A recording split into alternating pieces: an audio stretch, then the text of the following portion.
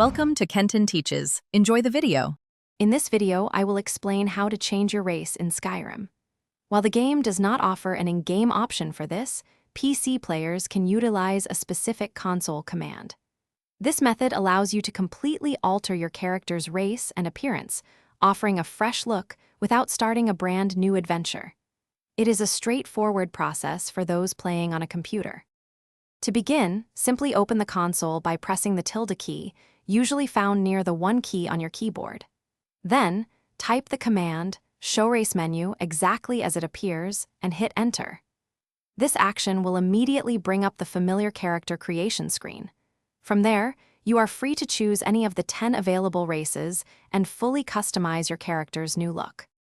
After you confirm your new race, your character's physical appearance will be completely reset, requiring you to resculpt their features. However, rest assured that your hard-earned skills, perks, and all quest progress will remain exactly as they were.